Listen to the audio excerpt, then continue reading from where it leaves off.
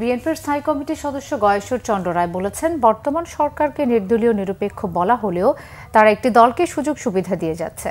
এদিকে দলের সিনিয়র যুগ্ম মহাসচিব রুহুল কবির রিজভী বলেছেন, কোনো বিশেষ দল গোষ্ঠীর উদ্দেশ্য সাধনের জন্য ডাকসু নির্বাচন করা হয়েছে। এভাবে চলতে থাকলে আগামী জাতীয় নির্বাচন নিয়েও প্রশ্ন উঠবে। কাউকে জিতিয়ে দেওয়ার নীল নকশা থাকলে জনগণ ছেড়ে দেবে না।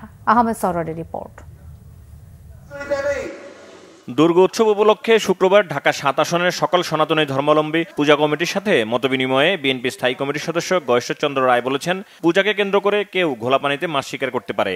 সেজন্য সবাইকে সজাগ থাকার আহ্বান জানিয়ে তিনি বলেন, বিএনপি নেতাকর্মীদের পূজা মণ্ডপ পাহারা দিতে হবে। তিনি বলেন, জনগণ ধানের শীষে ভোট দিবে, সেজন্য অনেকের গাত্রদাহ হচ্ছে।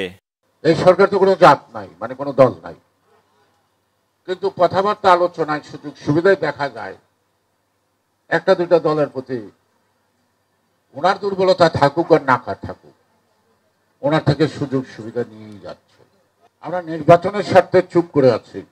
আমরা যদি হাসিনার বিরুদ্ধে আন্দোলন করতে পারি, একটা সুষ্ঠু আবার নির্বাচন আদায় করা আমাদের পক্ষে সম্ভব।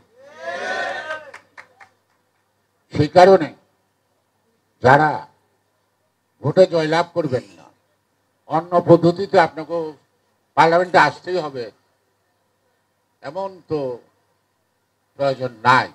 এদিকে বিএনপি চেয়ারপারসন বেগম খালেদা জিয়ার সুস্থতা কামনা, বিএনপি চেয়ারপারসনের উপদেষ্টা ও ছাত্রদলের প্রতিষ্ঠাতা আহ্বায়ক কাজী আসাদুজ্জামানের ৬ষ্ঠ মৃত্যুবার্ষিকী উপলক্ষে দোয়া মাহফিলের আয়োজন করা হয়। এতে বিএনপি নেতারা কাজী আসাদুজ্জামানের কথা স্মরণ করেন। বলেন, শেখ হাসিনা যে প্রতিষ্ঠানগুলো ধ্বংস করে গেছে তার ফলাফল এখন দেখা যাচ্ছে।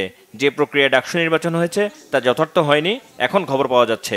এই প্রক্রিয়া যদি চলতে থাকে, আগামী জাতীয় নির্বাচন অত্যন্ত ঝুঁকিপূর্ণ হয়ে যাবে।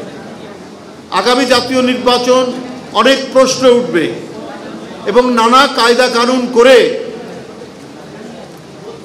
উদ্দেশ্য প্রণোদিতভাবে কোনো ফলাফল করা হবে কিনা এই নিয়ে জনমনে প্রশ্ন দেখা দিয়েছে। শেখ হাসিনার পথ অনুসরণ করে কাউকে জিতিয়ে দেওয়ার যদি কোনো নীল নকশা থাকে, তাহলে এই জাতির জন্য দুর্ভাগ্যজনক। তবে জনগণ ছেড়ে দেবে না। তাই আমি এখানে সবাইকে আহ্বান জানাবো, আপনারা ঐক্যবদ্ধ হন। অনেক ছাত্র যুবক ভাইরা আমার জীবন দিয়েছে এবং এই ২৪-এর যে গণ অভ্যুত্থান, সেই গণ অভ্যুত্থানে তারা শহীদ হয়েছে।